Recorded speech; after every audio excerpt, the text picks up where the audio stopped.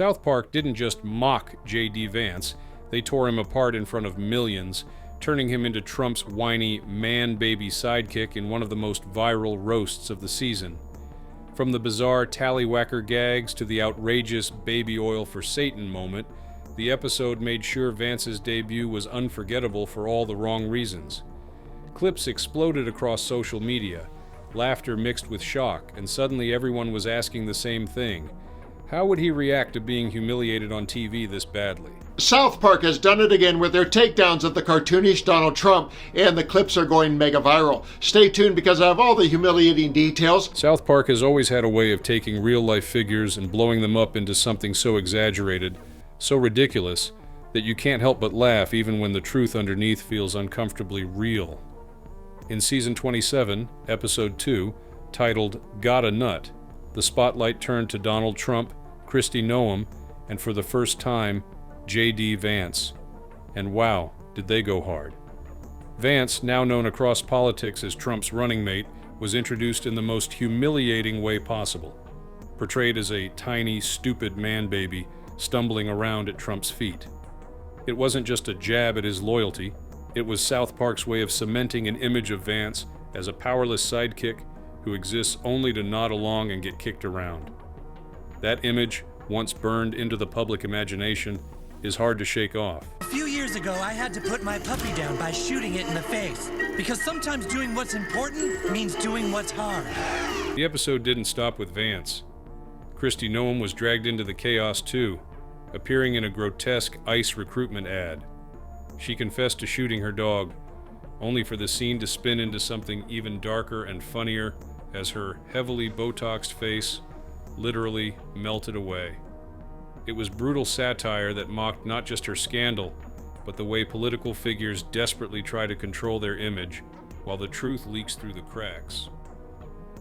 South Park turned her already controversial story into nightmare fuel comedy, and it hit a nerve because it was so close to what people already whisper about her. Hey, buddy, welcome to Mar-a-Lago. Oh, thank you, Mr. President. What is his fantasy, Buff? Hey, will you get out of here? Then there was Trump. Instead of being portrayed as the all-powerful leader he imagines himself to be, he became the butt of the joke in every scene. The writers hammered home the running gag about his tallywhacker, showing him constantly showered with bizarre gifts from different groups, each one reminding him he didn't have a small one. It was absurd, hilarious, and deeply humiliating, a way of showing how obsessed Trump is with his image and how fragile his ego really is. When Trump declared things presidents should never do, like occupying Washington with federal troops, the very next scene was him doing exactly that, gawking at monuments as though he were on a cheap sightseeing tour. God, I hate this place! It's a madhouse! And tucked into this chaos was the most bizarre moment of all. J.D. Vance, still groveling at Trump's feet, offered to apply baby oil to Satan's asshole. That line alone went viral, because it was so outrageous yet perfectly in line with how South Park works. The scene wasn't really about Satan at all. It was about humiliation, about showing how far someone like Vance is willing to go to please Trump. In a political era where loyalty often outweighs policy, South Park didn't just make a joke, they exposed a truth people already suspected. And that's why it landed so hard, because behind the cartoonish humor, you could see the sharp edge of reality cutting through. J.D. Vance's 5-word reaction. Vote! Vote! If you have to have sex with yourself again, I can bring you a ride. When South Park unleashed one of its most brutal caricatures of the season on J.D. Vance, the natural assumption was that he would snap back. Politicians usually don't take well to being turned into national punchlines, especially when the label attached to them is as embarrassing as man baby. Being roasted so mercilessly on television can sting in ways that linger, and for someone tied so closely to Donald Trump's orbit, many expected Vance to mirror Trump's notorious defensiveness. Yet, instead of ranting, fuming, or lashing out, Vance surprised everyone with a reaction so simple, it became headline-worthy. He opened X, typed out 5 casual words, Well, I finally made it, and pressed send. That was it. No over-explaining, no emotional meltdown, no press team scrambling to clean up the mess. Just a dry, almost playful acknowledgement that the joke existed. What made this moment fascinating was how it clashed with the Trump playbook. When South Park, Saturday Night Live, or any comedian dared to mock him, Trump's response was often pure outrage. He'd go after the writers, the show, sometimes even demand apologies. He viewed satire as an attack that had to be crushed. Vance, on the other hand, played it cool. By shrugging it off, he gave the impression of a man who could laugh at himself even when the laughter was painfully sharp. That sort of self-awareness is rare in politics, where image is guarded with iron walls and egos bruise easily. And here's the kicker. His reaction may have worked better than any angry pushback could have.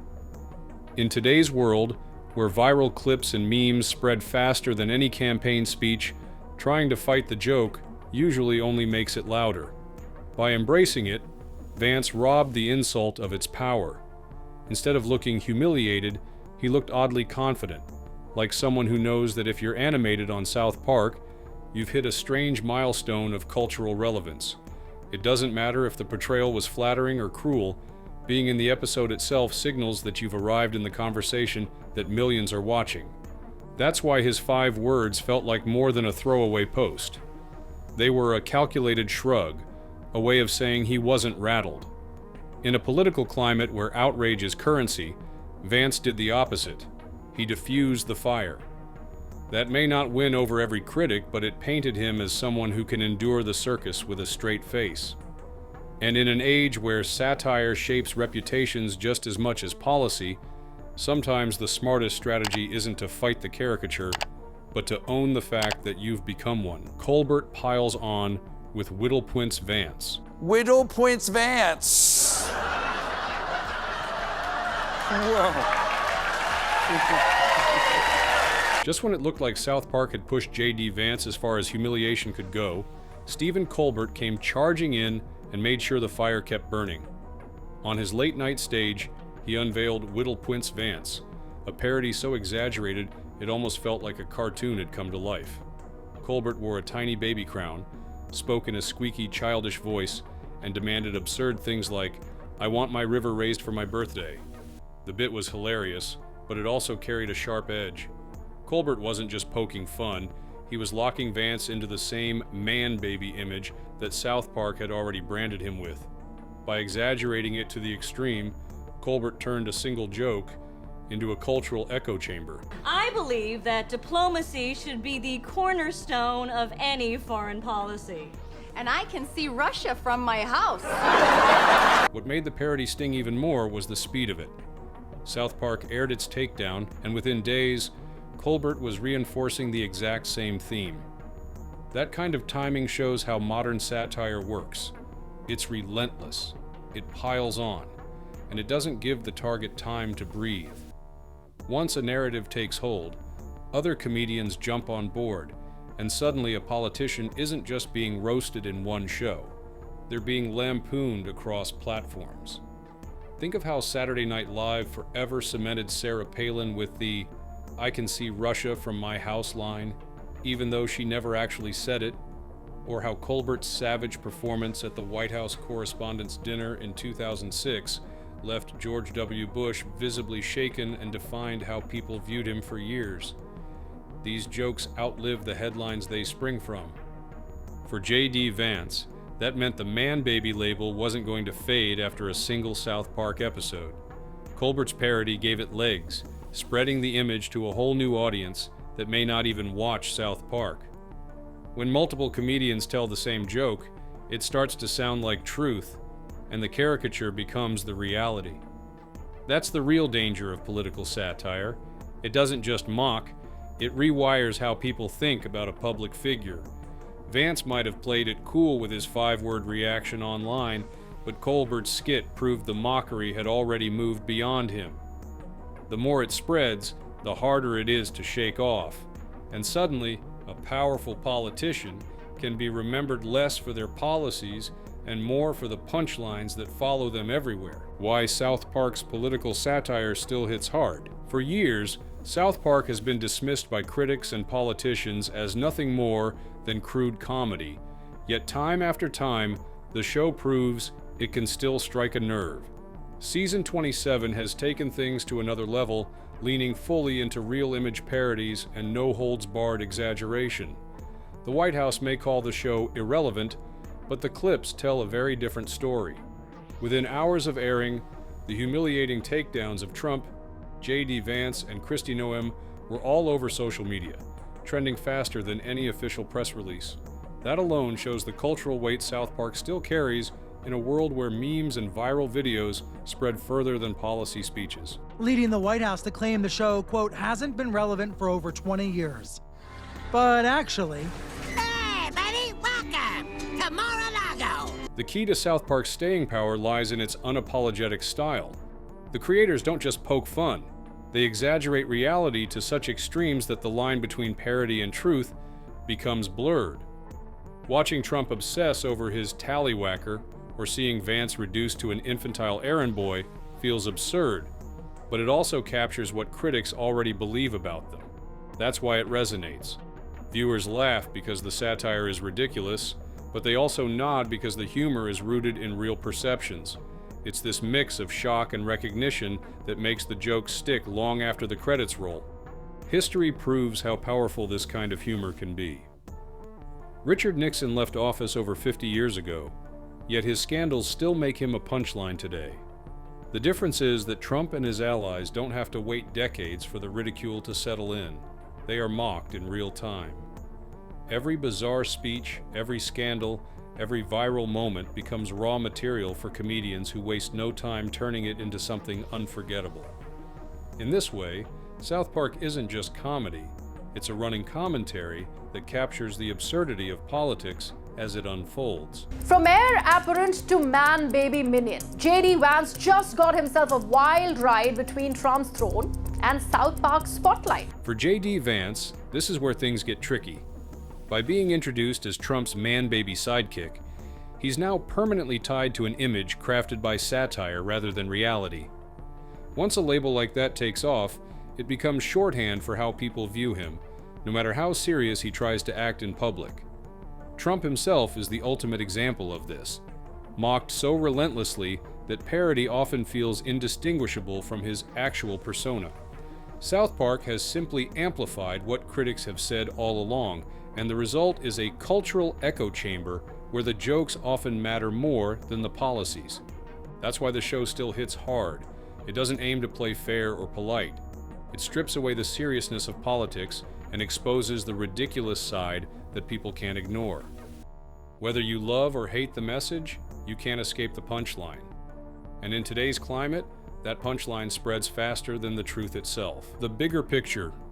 Humor as political power. Comedy has always been more than entertainment. It is one of the sharpest tools in politics. A well-placed joke can do more damage to a politician's image than an entire campaign of attack ads. That's what makes satire so powerful.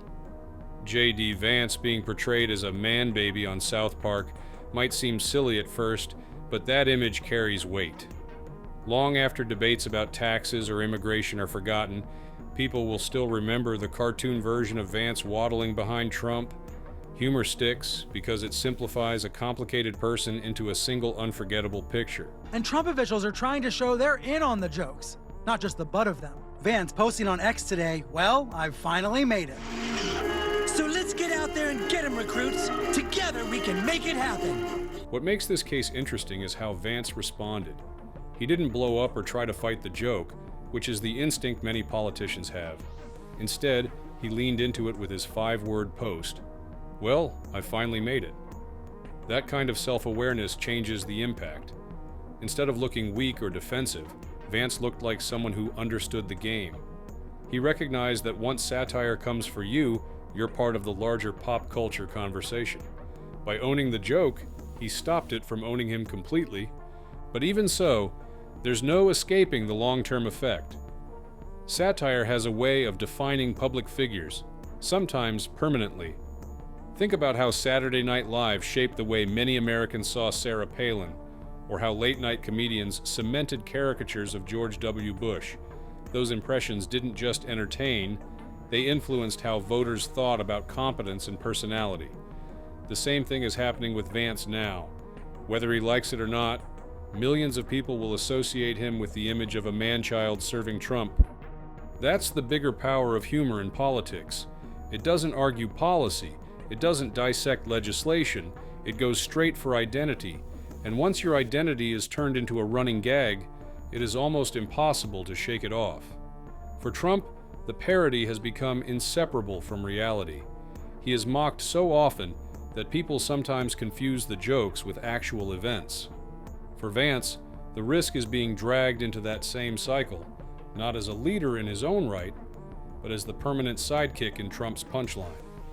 So the real question isn't whether J.D. Vance went nuts after South Park humiliated him. The question is whether being reduced to a cartoonish man-baby is its own kind of madness. Because in politics, once the joke sticks, it doesn't fade. It becomes part of history. Humor may not topple governments, but it can topple reputations, and that might be the most dangerous power of all. So, what are your thoughts on this? Let us know in the comments below.